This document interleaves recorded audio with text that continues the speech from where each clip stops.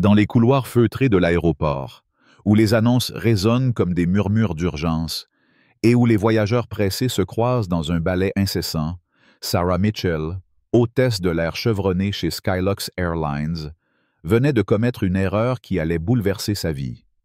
Ce soir-là, sur le vol 512 à destination de Londres, elle avait expulsé une famille noire, les Thompson, de la première classe, convaincus qu'ils n'avaient pas leur place parmi l'élite. Avec ses 15 années d'expérience, Sarah était une figure respectée, une professionnelle aguerrie, dont le sourire impeccable et la démarche assurée incarnaient de l'élégance à la française, celle d'une hôtesse qui maîtrisait chaque détail pour offrir une expérience digne d'un palace volant. Skylox Airlines, connu pour son service haut de gamme, promettait à ses passagers un voyage où le luxe et le raffinement étaient rois. Sarah, avec son chignon parfait et son uniforme bleu marine impeccablement repassé, était l'âme de cette promesse. Elle avait l'habitude de gérer les caprices des riches, de calmer les tensions avec une politesse froide mais efficace, et de repérer en un coup d'œil ceux qui, selon elle, risquaient de perturber l'harmonie de son domaine. Ce soir-là, alors que les passagers embarquaient sous les néons éclatants de la porte d'embarquement, son regard acéré scrutait la foule avec une précision presque mécanique. Elle notait mentalement qui méritait une attention particulière, qui pourrait se plaindre du champagne tiède, et qui, au contraire, passerait inaperçu. C'est alors que ses yeux se posèrent sur une famille qui, sans qu'elle puisse l'expliquer, attira son attention d'une manière singulière. David et Lisa Thompson, accompagnés de leurs 2 jeunes enfants, avançaient dans la file avec une assurance tranquille. David portait un costume gris sobre mais bien coupé, Lisa une robe élégante aux lignes épurées, et leurs enfants, silencieux et bien élevés, tenaient leurs petites mains avec une discipline remarquable. Rien dans leur apparence ne trahissait une quelconque extravagance, mais ils dégageaient une présence qui, pour Sarah, semblait incongrue. Lorsqu'ils présentèrent leurs billets de première classe, elle les examina avec un soin exagéré, comme si elle cherchait une erreur invisible. Les billets étaient valides, pourtant une sensation diffuse, un malaise qu'elle ne pouvait nommer, s'empara d'elle. Pourquoi cette famille, parfaitement correcte, lui semblait-elle déplacée dans la cabine feutrée de la première classe? Ce n'était pas leur tenue, irréprochable, ni leur comportement, exemplaire. C'était autre chose, une intuition qu'elle n'osait pas formuler, mais qui guidait ses actions avec une force insidieuse. Sarah, fidèle à ses instincts, demanda aux Thompson de se mettre sur le côté pour un contrôle supplémentaire.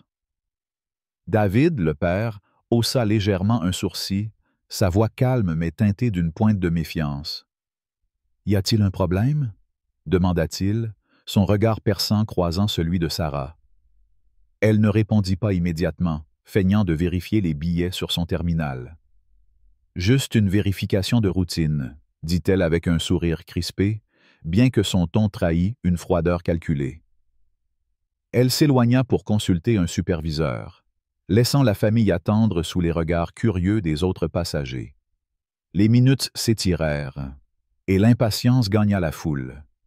Des murmures s'élevèrent, certains critiquant le retard, d'autres jetant des coups d'œil intrigués aux Thompson.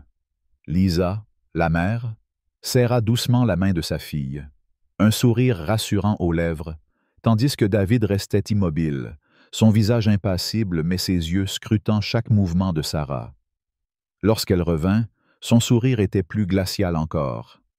« Suivez-moi » dit-elle, mais au lieu de les conduire au siège spacieux de la première classe, elle les guida vers l'arrière de la cabine, près des toilettes, loin des hublots, offrant les meilleures vues. C'était un geste subtil, mais chargé d'intention, une manière de leur signifier qu'ils n'étaient pas à leur place dans l'univers raffiné qu'elle protégeait jalousement. David échangea un regard avec Lisa, mais aucun ne protesta. Ils s'installèrent en silence, leurs enfants s'asseyant sagement, tandis que Sarah, satisfaite, reprenait ses fonctions comme si de rien n'était. Dans la cabine, l'atmosphère était électrique, bien que feutrée par le luxe des sièges en cuir et le tintement discret des verres de cristal. Sarah poursuivait ses rondes, distribuant des flûtes de champagne avec une grâce étudiée, mais son esprit revenait sans cesse aux Thompson. Pourquoi leur présence la dérangeait-elle autant? Elle ne pouvait l'expliquer, mais chaque fois qu'elle passait près de leur rangée, elle sentait une irritation sourde monter en elle. Ils étaient trop calmes, trop composés, comme s'ils défiaient son autorité par leur simple existence. Parmi les autres passagers, un homme d'affaires d'âge mûr, M. Carter, observait la scène avec une attention discrète. Vêtu d'un costume sur mesure, il sirotait un whisky, ses yeux passant de Sarah aux Thompson avec une curiosité croissante. Il nota la lenteur avec laquelle leur service était assuré, les regards furtifs que Sarah leur lançait, et il fronça les sourcils, comme s'il pesait ses options. À ses côtés, une jeune hôtesse, Emma, nouvelle dans l'équipe, semblait mal à l'aise. Emma, avec ses cheveux blonds attachés en queue de cheval et son enthousiasme encore intact, avait remarqué l'étrange traitement réservé aux Thompson. « Tout va bien ?» murmura-t-elle à Sarah dans la cuisine de bord, alors qu'elle préparait des plateaux de hors-d'œuvre. Sarah haussa les épaules, son ton plus sec qu'elle ne l'aurait voulu.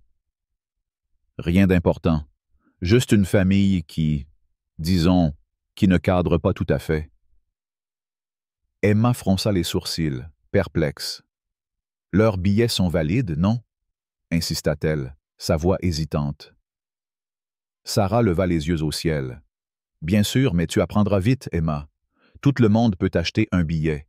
Ça ne veut pas dire qu'ils appartiennent ici. » Les mots, prononcés à voix basse, restèrent suspendus dans l'air, lourds d'une implication qu'Emma ne savait comment interpréter. Elle ouvrit la bouche pour répondre, mais se ravisa, retournant à ses tâches avec une gêne croissante. Pendant ce temps, les Thompson restaient imperturbables. Lisa aidait son fils à colorier un livre d'activité, tandis que David lisait un roman, ses lunettes glissant légèrement sur son nez. Leur fille, endormie contre l'épaule de sa mère, semblait indifférente au léger brouhaha de la cabine. Pourtant, Lisa, toujours attentive, remarqua que leur service était anormalement lent. Les autres passagers recevaient leurs boissons et leurs amuse-bouches avec une rapidité exemplaire, mais leur rangée semblait systématiquement oubliée. Lorsqu'elle appuya sur le bouton d'appel pour demander de l'eau pour son fils, il fallut près de 10 minutes pour qu'Emma, visiblement embarrassée, apparaisse avec un pichet. « Désolée pour l'attente, » murmura-t-elle, évitant le regard de Lisa. « Ce n'est rien, » répondit Lisa avec un sourire poli, mais son ton contenait une nuance de fermeté qui n'échappa pas à David. Il se pencha vers elle, murmurant à son oreille. « Il nous observe. » Lisa hocha la tête, ses lèvres pincées. « Laissons-les faire, » répondit-elle doucement.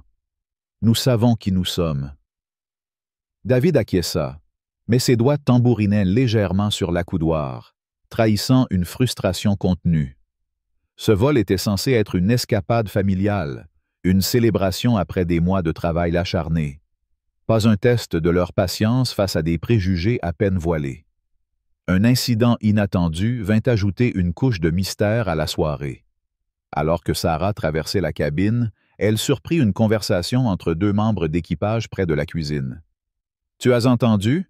Il y a des VIP à bord ce soir, » chuchota l'un d'eux, un technicien de bord nommé Julien. « Vraiment? Qui? » répondit son collègue. Julien haussa les épaules. « Aucune idée, mais le capitaine a reçu des instructions spéciales. Mieux vaut être sur nos gardes. » Sarah, qui passait à ce moment-là, ralentit son pas, intriguée. Des VIP? Elle balaya la cabine du regard, s'attendant à repérer une célébrité ou un homme politique dissimulé sous une casquette. Son esprit ne fit pas le lien avec les Thompson, relégués à l'arrière. Elle chassa la pensée, convaincue que les VIP en question devaient être parmi les passagers bruyants et ostentatoires qu'elle avait servis plus tôt. Cette information, bien que vague, alimenta son assurance. Si des VIP étaient à bord, Elle devait redoubler de vigilance pour maintenir l'image irréprochable de Skylox. Elle ne pouvait se permettre la moindre erreur, ou du moins, c'est ce qu'elle croyait. À mesure que le vol progressait, l'attention de Sarah envers les Thompson devint presque obsessive. Elle les surveillait du coin de l'œil, cherchant un prétexte pour justifier son malaise. Mais ils ne lui donnaient rien. Pas de plainte, pas de geste déplacé, rien qui puisse valider ses soupçons. Cette absence de faute la frustrait davantage, comme si leur calme était une provocation silencieuse. Monsieur Carter, toujours attentif, nota un nouveau retard dans le service des Thompson lors du dîner. Alors que les autres passagers savouraient des plats gastronomiques, filets mignons, risotto aux truffes, accompagnés de vin fin, les Thompson attendaient toujours leur menu. Il secoua la tête, griffonnant quelque chose sur une serviette, son visage impassible, mais ses yeux brillants d'une intensité nouvelle. Emma, quant à elle, commençait à se sentir complice malgré elle. Elle avait voulu intervenir lorsque Sarah avait ignoré l'appel des Thompson, mais la hiérarchie implicite à bord l'avait retenue. À présent, elle regrettait son silence, ses joues rougissant chaque fois qu'elle croisait le regard de Lisa. Vers la moitié du vol, David se leva discrètement, son expression neutre mais déterminée. Il se dirigea vers l'avant de la cabine, où il échangea quelques mots avec l'assistant du capitaine. Leur conversation brève et à voix basse passa inaperçue pour la plupart des passagers, mais M. Carter, toujours alerte, inclina la tête, comme s'il ajoutait une pièce à un puzzle invisible. Lorsque David regagna son siège, Lisa lui lança un regard interrogateur. Il se contenta de hocher la tête, un sourire fugace aux lèvres. « Tout est en place », murmura-t-il. Lisa soupira, ses épaules se relâchant légèrement. Ils n'avaient pas prévu de devoir gérer ce genre de situation, mais ils étaient préparés. Leur calme, loin d'être une faiblesse, était une force forgée par des années d'expérience similaires, une armure invisible qu'ils portaient avec dignité. Sarah, ignorant tout de cette interaction, continuait ses rondes, mais une tension croissante s'installait en elle. Les murmures des passagers, les regards furtifs, et même l'hésitation d'Emma commençaient à éroder sa confiance. Elle avait toujours suggéré les imprévus. Un passager ivre, une turbulence inattendue, une demande extravagante. Mais ce soir, quelque chose échappait à son contrôle. Elle tenta de se concentrer sur ses tâches, ajustant les coussins des sièges, vérifiant les stocks de boissons, mais son esprit revenait sans cesse aux Thompson. Leur présence, si discrète soit-elle, semblait défier l'ordre qu'elle avait construit autour d'elle. Dans la cuisine, elle croisa de nouveau Emma, qui semblait plus nerveuse que jamais. « Sarah, tu es sûre qu'on a bien fait de les déplacer ?» demanda-t-elle, sa voix tremblante. Sarah la fusilla du regard. « Tu veux remettre en question mes décisions maintenant ?» rétorqua-t-elle, son ton plus cinglant qu'elle ne l'avait prévu. Emma baissa les yeux, murmurant un « non », à peine audible, avant de s'éclipser. Sarah sentit une pointe de culpabilité, mais elle la repoussa. Elle était dans son droit, se dit-elle. Elle protégeait l'expérience des autres passagers, n'est-ce pas? Alors que l'avion entamait sa descente vers Londres, les lumières de la cabine s'atténuèrent, plongeant les passagers dans une ambiance plus intime. Les Thompson, toujours éveillés, observaient les lumières de la ville scintiller au loin. Lisa ajustait la couverture de son fils, tandis que David rangeait son livre, son regard perdu dans le vide. Sarah, occupée à préparer l'atterrissage, sentit une boule se former dans son estomac. Quelque chose n'allait pas, elle le savait, mais elle ne pouvait mettre le doigt dessus. Les autres passagers semblaient plus agités, leur chuchotement plus insistant. M. Carter, en particulier, la fixait avec une intensité qui la mettait mal à l'aise. Lorsqu'elle croisa son regard, il esquissa un sourire énigmatique, comme s'il savait quelque chose qu'elle ignorait. Elle détourna les yeux, son cœur battant plus vite. L'avion toucha le sol avec une douceur parfaite, et les passagers commencèrent à rassembler leurs affaires. Sarah se posta près de la sortie, son sourire professionnel fermement en place, saluant chaque passager avec une courtoisie mécanique. Lorsque les Thompson passèrent, David s'arrêta un instant, son regard croisant le sien. « Merci pour le vol, » dit-il, sa voix si polie qu'elle en était presque déconcertante. Lisa hocha la tête, son expression indéchiffrable. Sarah força un sourire, mais ses mains tremblaient légèrement. Leur départ la laissa étrangement exposée, comme si un voile invisible s'était déchiré. Quelques instants plus tard, Julien, le technicien, s'approcha d'elle, l'air perplexe. « Le capitaine veut te voir dans le cockpit, » murmura-t-il. Sarah sentit son souffle se couper. « Pourquoi ?» demanda-t-elle, tentant de masquer sa panique. Julien haussa les épaules. Il a dit que c'était urgent. Sarah ajusta son uniforme, prit une profonde inspiration et se dirigea vers le cockpit, chaque pas résonnant comme un compte à rebours. Elle se répétait que ce n'était rien, une formalité, mais au fond d'elle, une voix insistante lui soufflait que tout allait changer. Les Thompson, leur calme, les murmures, le regard de M. Carter, les mots de Julien sur les VIP, tout convergeait vers un point qu'elle ne pouvait plus ignorer. En entrant dans le cockpit, elle sentit le poids du regard du capitaine, et pour la première fois de sa carrière, Sarah Mitchell comprit qu'elle n'était plus en contrôle. Dans le cockpit étroit et vibrant du Skylox Airlines, où les écrans clignotaient doucement et où l'odeur métallique des instruments se mêlait à celle du café tiède, Sarah Mitchell sentit le sol se dérober sous ses pieds. Le capitaine, un homme grisonnant nommé Philippe Dubois, venait de lâcher une bombe qui résonnait encore dans ses oreilles. Les Thompson, la famille qu'elle avait reléguée à l'arrière de la première classe, n'étaient pas de simples passagers. Ils étaient les propriétaires de Skylox Airlines. Assise sur le strapontin, les mains crispées sur ses genoux, Sarah sentit une sueur froide couler le long de sa nuque. « Propriétaire ?» répéta-t-elle, sa voix tremblante, comme si prononcer le mot pouvait le rendre moins réel. Le capitaine Dubois hocha la tête, son regard ferme mais teinté d'une pointe de pitié. David et Lisa Thompson, actionnaires majoritaires, ils ont acquis la compagnie récemment dans le cadre d'un investissement discret. Ce vol était une évaluation incognito de notre personnel, Sarah, et d'après ce que j'ai entendu, leur expérience n'a pas été à la hauteur. Chaque mot du capitaine était comme un coup, démolissant la façade de confiance que Sarah avait soigneusement construite au fil de ses 15 années de carrière. Elle ouvrit la bouche pour se défendre, pour expliquer que ce n'était qu'un malentendu, mais aucun son ne sortit. Les images du vol défilaient dans son esprit, le sourire forcé qu'elle leur avait adressé, les retards calculés dans leur service, les regards qu'elle leur avait lancés, chargés d'un mépris qu'elle n'avait jamais osé nommer. Tout cela, elle le comprenait maintenant, avait été vu, noté, jugé. Je ne savais pas, balbutia-t-elle enfin, mais Dubois l'interrompit d'un geste. C'est précisément le problème, Sarah. Tu n'as pas jugé nécessaire de les traiter avec le respect que tu accordes à d'autres. Ils veulent te voir. Maintenant, dans le salon VIP.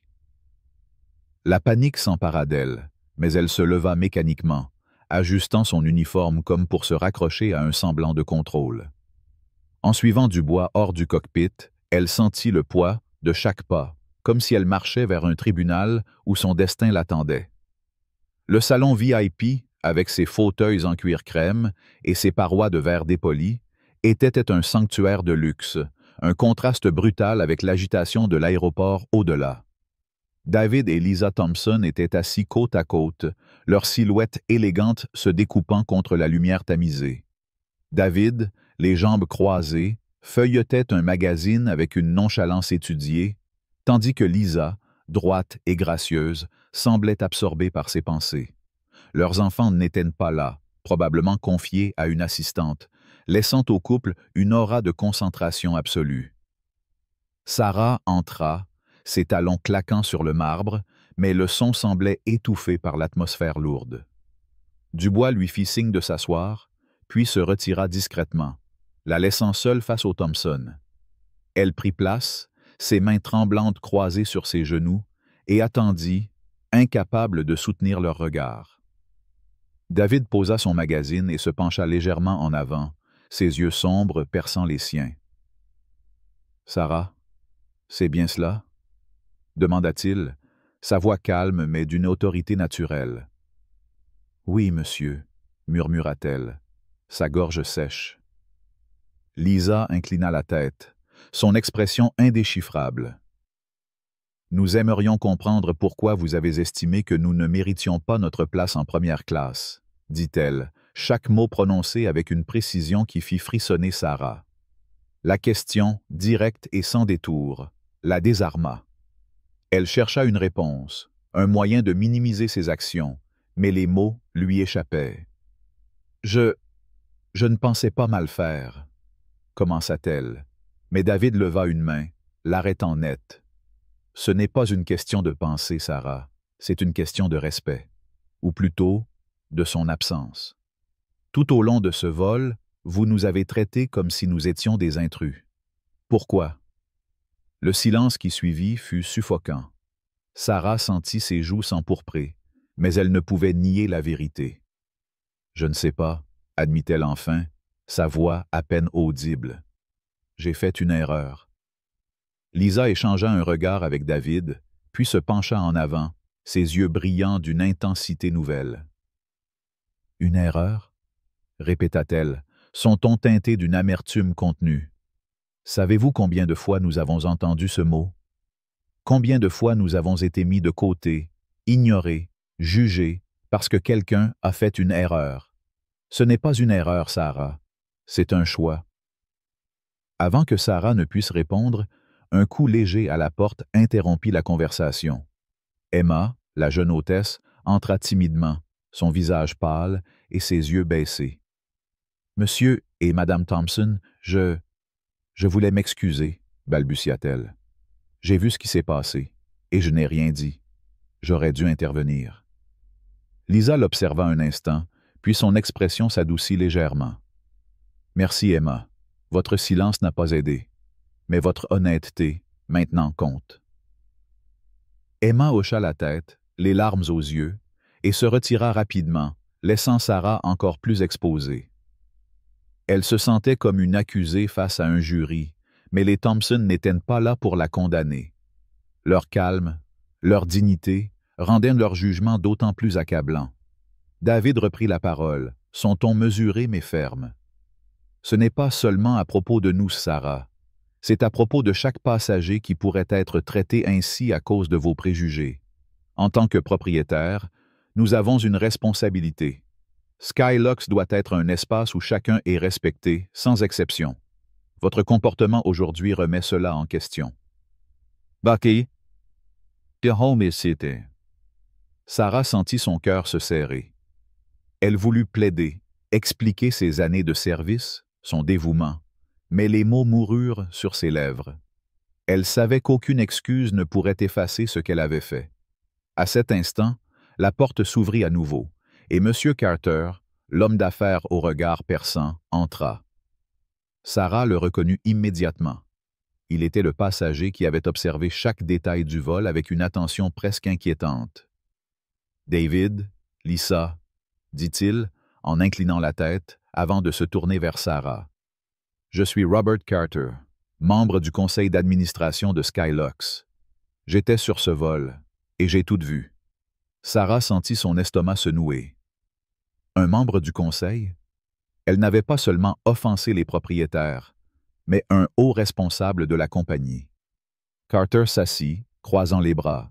« Votre comportement, mademoiselle Mitchell, n'était pas seulement inapproprié. Il était préjudiciable à l'image de Skylox. Les passagers parlent, vous savez. Les murmures ont déjà commencé. » Sarah baissa les yeux, incapable de soutenir son regard. Elle se souvenait vaguement des chuchotements dans la cabine, des regards furtifs des autres passagers. Ce qu'elle avait pris pour une simple irritation prenait maintenant une ampleur terrifiante. Alors qu'elle luttait pour reprendre contenance, un souvenir lui revint, comme une gifle. Quelques semaines plus tôt, elle avait reçu une note interne sur son portail employé, un mémo concernant des évaluations incognito prévues par la nouvelle direction. Elle l'avait survolé, le jugeant sans importance, convaincue que son professionnalisme la mettait à l'abri de tout reproche. Maintenant, la vérité la frappait de plein fouet. Les Thompson étaient cette évaluation, et elle avait échoué lamentablement. Elle ferma les yeux un instant, essayant de calmer la tempête dans son esprit, mais les images de ses actions, les retards, les regards, le déplacement des sièges, revenaient sans cesse, amplifiés par la honte. Elle se rappela aussi d'autres moments, plus anciens, où elle avait peut-être agi de manière similaire, mais avec moins de conséquences. Une passagère qu'elle avait ignorée, un collègue qu'elle avait jugé trop vite. Ses souvenirs, qu'elle avait toujours balayés, ressurgissaient maintenant, la forçant à se demander qui elle était vraiment. David se leva, mettant fin à la rencontre. « Nous porterons cette affaire à la direction générale, » dit-il calmement. « Votre comportement sera examiné, et une décision sera prise concernant votre avenir chez Skylux. Mais sachez ceci, ce que vous avez fait aujourd'hui ne reflète pas seulement sur vous. Cela reflète sur nous tous. » Lisa se leva à son tour, ajustant son manteau avec une élégance naturelle. « Réfléchissez à ceci, Sarah, » ajouta-t-elle, sa voix douce mais implacable. « Pourquoi avez-vous ressenti le besoin de nous diminuer? Et combien d'autres avez-vous traité ainsi, sans même vous en rendre compte? » Ils quittèrent le salon, laissant Sarah seule avec ses pensées. Elle resta figée, les mots de Lisa résonnant comme un écho dans sa tête. Pour la première fois, elle sentit une fissure dans l'image qu'elle avait d'elle-même, celle d'une professionnelle irréprochable, d'une femme qui ne faisait jamais d'erreur. De retour dans les couloirs de l'aéroport, Sarah marcha comme une automate, ignorant les regards curieux des autres membres d'équipage. Les rumeurs s'étaient déjà répandues. Elle le sentait dans les chuchotements étouffés, dans les coups d'œil furtifs. Emma, qu'elle croisa près de la sortie, tenta de lui parler, mais Sarah l'esquiva, incapable de supporter la compassion ou la pitié. En montant dans sa voiture, elle sentit une boule dans sa gorge. Elle voulait hurler, pleurer, rejeter la faute sur quelqu'un d'autre, mais elle savait qu'il n'y avait personne à blâmer sinon elle-même. En rentrant chez elle, elle alluma son ordinateur, presque par réflexe, et se connecta à son portail employé. Là, parmi les notifications non lues, elle retrouva le mémo qu'elle avait ignoré. Skylux Airlines procédera à des évaluations incognito pour garantir l'excellence du service. Les mots lui brûlèrent les yeux. Elle ferma l'écran d'un geste brusque, incapable de supporter la vérité. Le lendemain, un courriel de la direction générale confirma ses pires craintes. Elle était suspendue avec salaire, en attendant une révision complète de l'incident. Le message était formel, dénué de chaleur, mais il portait le poids d'une sentence. Sarah relut les lignes plusieurs fois, espérant y trouver une échappatoire, mais il n'y en avait pas. Elle était seule, face à ses choix, face à la réalité de ce qu'elle avait fait. En se regardant dans le miroir, elle ne reconnut pas la femme qui lui rendait son regard. La Sarah confiante, celle qui contrôlait chaque détail de son univers, avait disparu. À sa place se tenait une femme vulnérable, terrifiée et pour la première fois, consciente des failles qu'elle avait passé sa vie à ignorer. Alors que les murmures de l'incident commençaient à se répandre au-delà de l'aéroport, Sarah comprit que cette histoire ne se terminerait pas avec sa suspension. Elle était sur le point de devenir une leçon, pour elle et pour tous ceux qui croiseraient son chemin. Assise seule dans un petit café parisien, où le murmure des conversations se mêlait au cliquetis des tasses et à l'arôme du café fraîchement moulu, Sarah Mitchell sentit le poids de son passé la rattraper.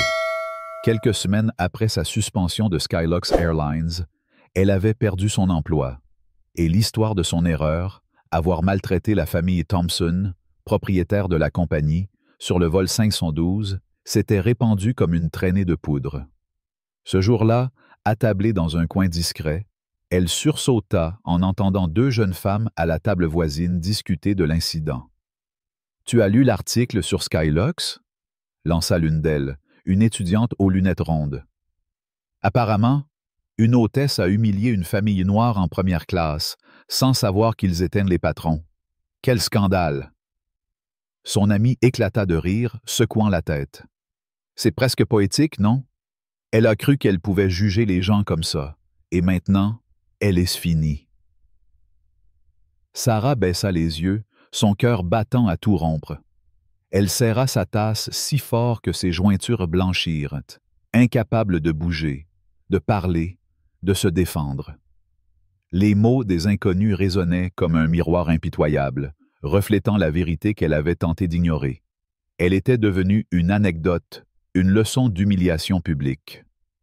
Mais au-delà de la honte, une question plus profonde la hantait. Qui était-elle? Maintenant que tout ce qu'elle avait construit, sa carrière, son identité, sa confiance, s'était effondré, ce moment, dans ce café anonyme, marqua un tournant. Sarah comprit qu'elle ne pouvait plus fuir. Elle devait affronter ses erreurs, non pas pour sauver sa réputation, mais pour se réinventer. Les jours qui suivirent sa suspension avaient été un tourbillon de silence et de doute. Sarah s'était cloîtrée dans son appartement parisien, un petit 2 pièces aux murs orné de photos de ses années en vol, souriant aux côtés de collègues, posant devant des avions à Tokyo, Dubaï, New York. Ces images, autrefois des trophées, lui semblaient maintenant moqueuses, rappelant une femme qu'elle ne reconnaissait plus. Son téléphone vibrait de notifications, mais elle les ignorait, terrifiée à l'idée de lire les messages de collègues ou, pire, les articles en ligne. Pourtant, l'isolement ne lui offrait aucun répit. Chaque nuit, elle revivait le vol 512, les regards calmes mais perçants des Thompson, les mots de Lisa. « Pourquoi avez-vous ressenti le besoin de nous diminuer ?» Qui la réveillait en sursaut. La lettre de licenciement, arrivée par courriel quelques jours après sa suspension, avait scellé son sort.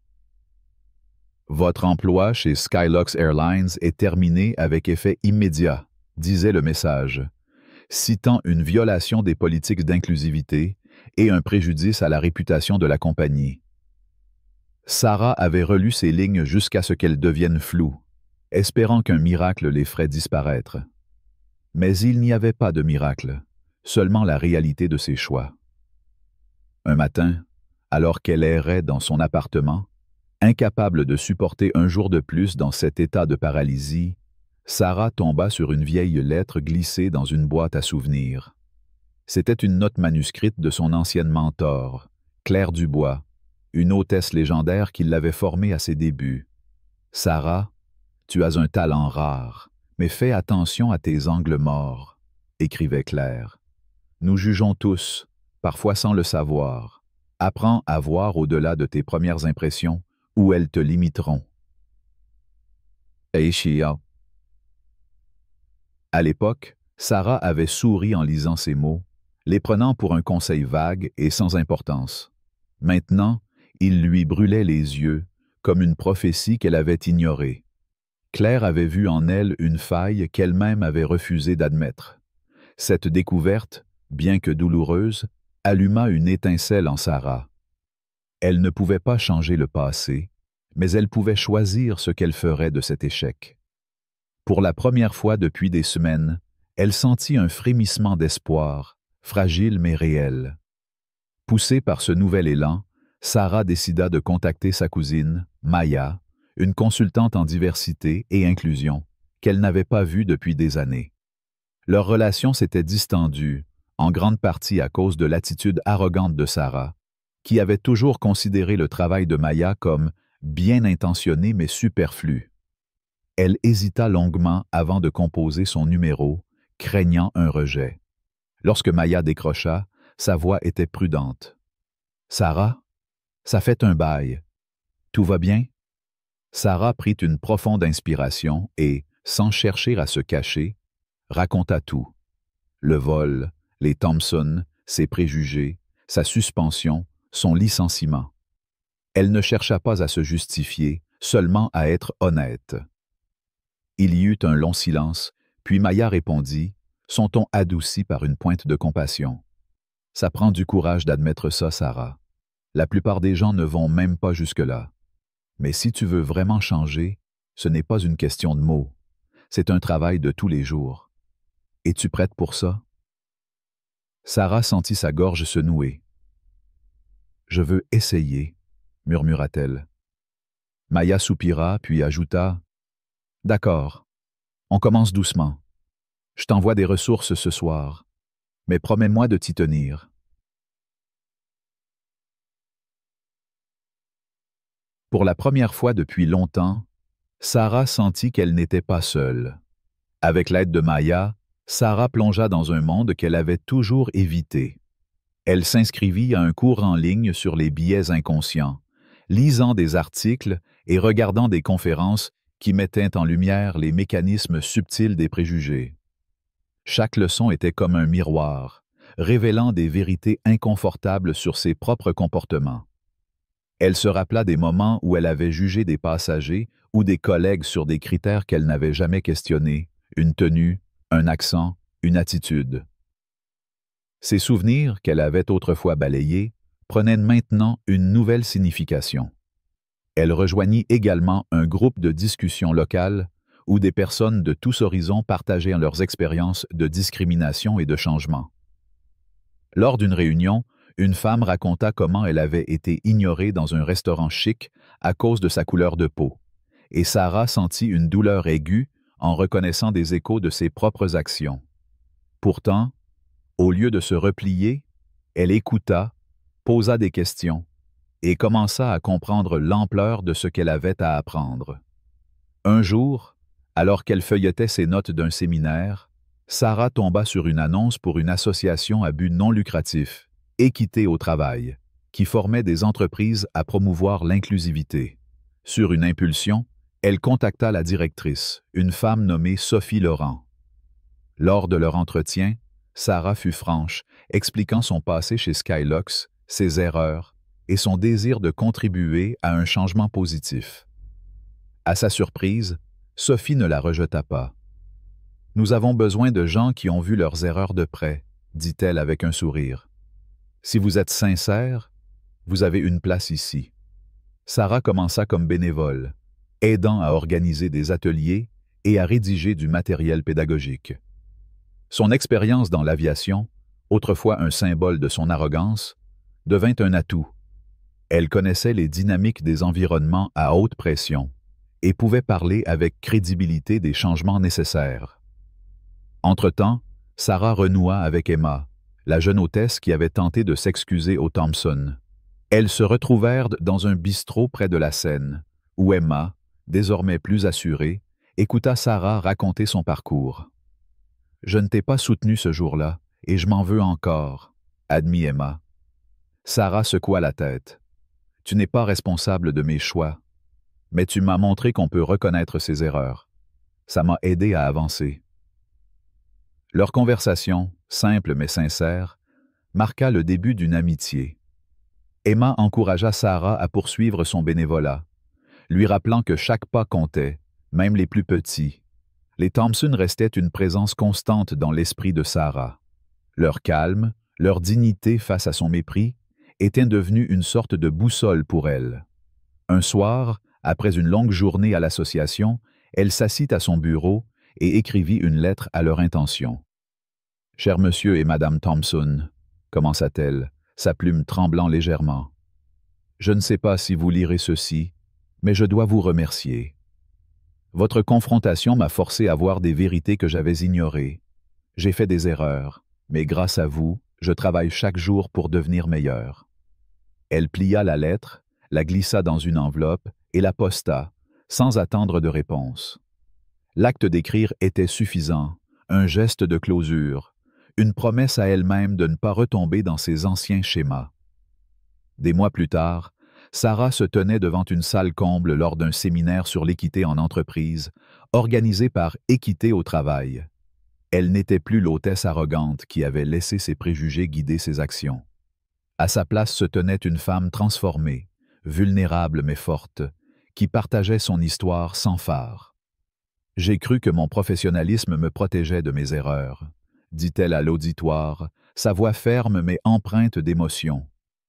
Mais j'ai appris que la vraie force réside dans l'acceptation de ces failles et dans le travail pour les corriger. Les visages dans la foule, des cadres, des employés, des étudiants, l'écoutaient avec attention, certains hochant la tête, d'autres prenant des notes.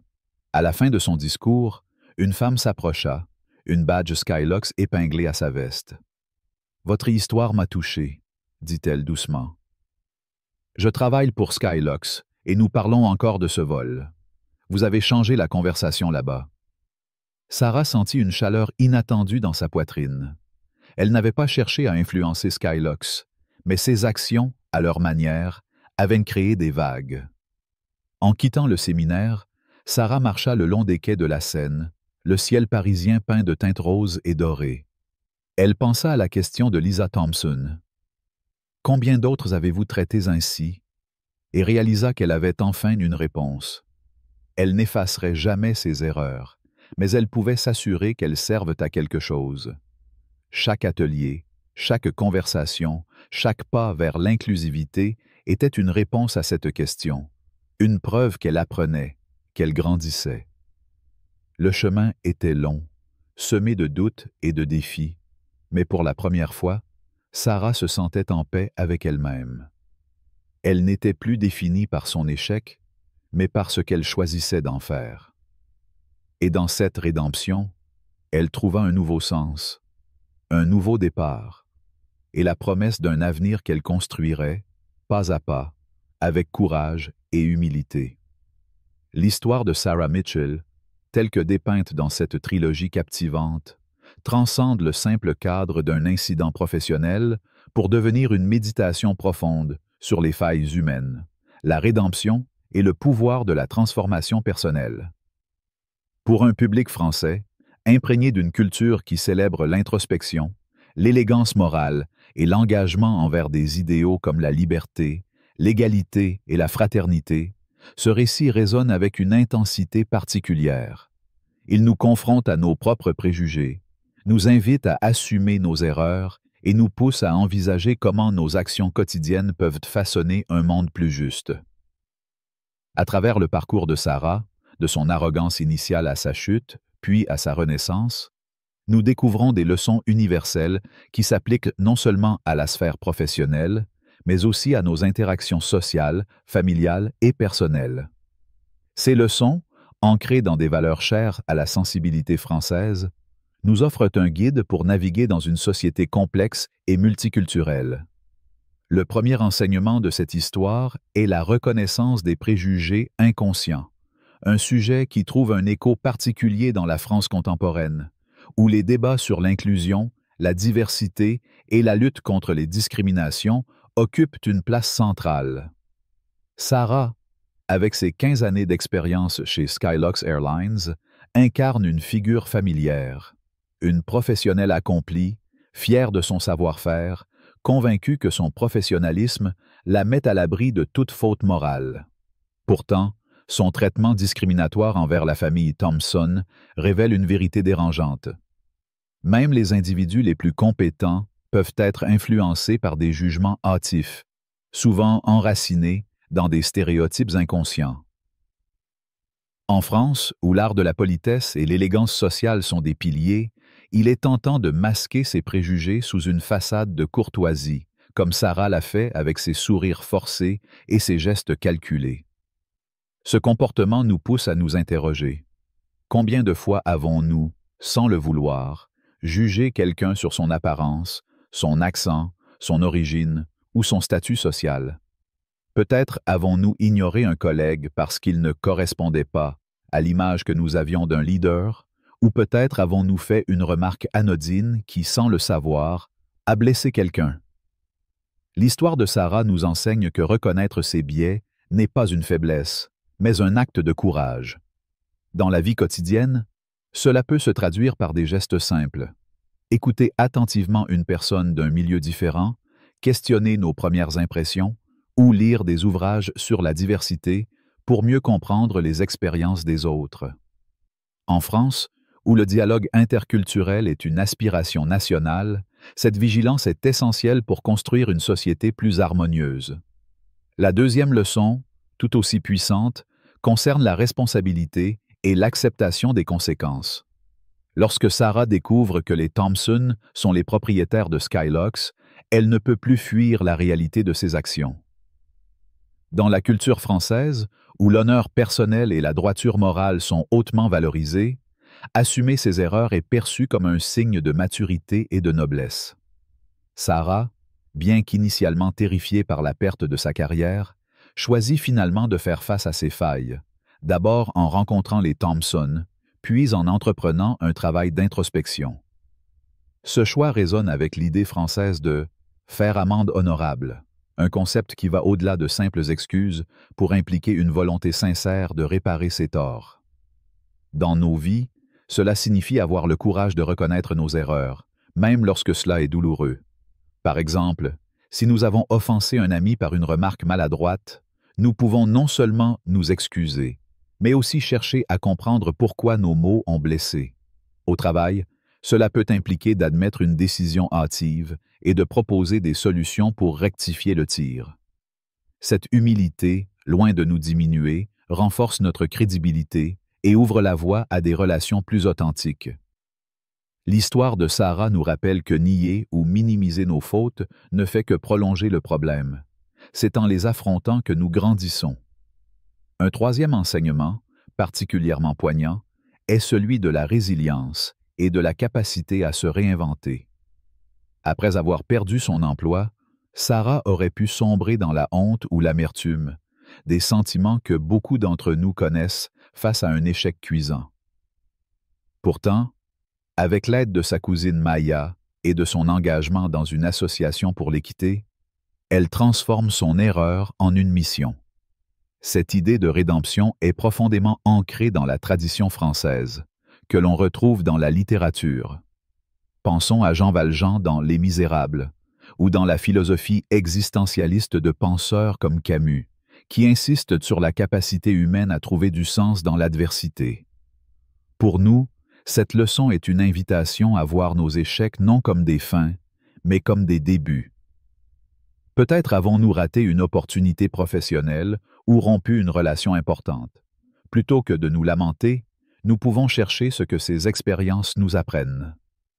Concrètement, cela peut signifier s'inscrire à une formation pour acquérir de nouvelles compétences, rejoindre une association pour donner un sens à notre temps, ou simplement écrire un journal pour réfléchir à nos aspirations.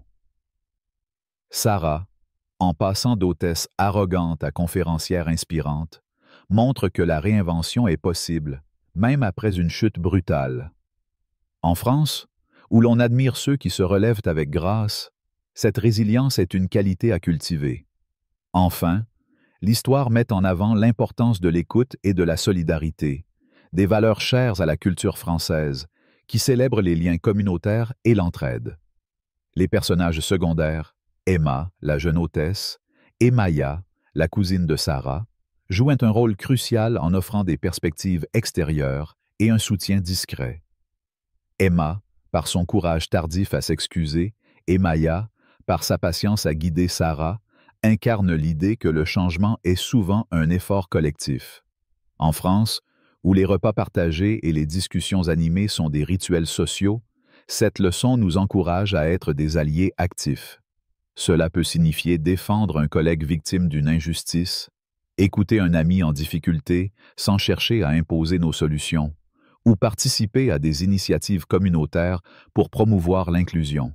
Par exemple, rejoindre un groupe de discussion sur la diversité ou organiser un événement culturel dans notre quartier peut renforcer les liens sociaux et ouvrir des dialogues.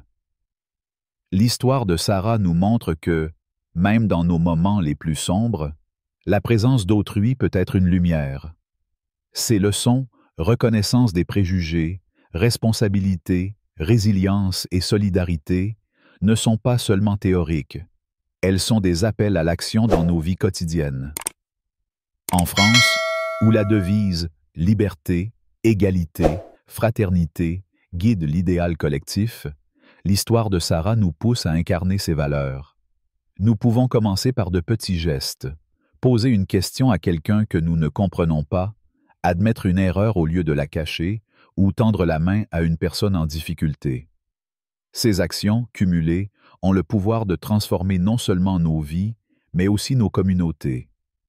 Sarah, en passant d'une femme aveuglée par ses préjugés à une voix pour l'équité, nous rappelle que le changement est possible, à condition d'y travailler avec sincérité. Si cette histoire vous a inspiré à réfléchir sur vos propres actions et à chercher le changement, montrez votre soutien en laissant un like. Partagez cette vidéo avec vos proches pour lancer des conversations sur l'inclusion et la responsabilité. Abonnez-vous à la chaîne pour découvrir d'autres récits qui touchent le cœur et l'esprit et prenez un moment pour commenter. Quelle leçon de l'histoire de Sarah vous parle le plus et comment allez-vous l'appliquer dans votre vie? Votre engagement fait la différence, alors rejoignez notre communauté et ensemble, construisons un avenir plus juste et plus humain.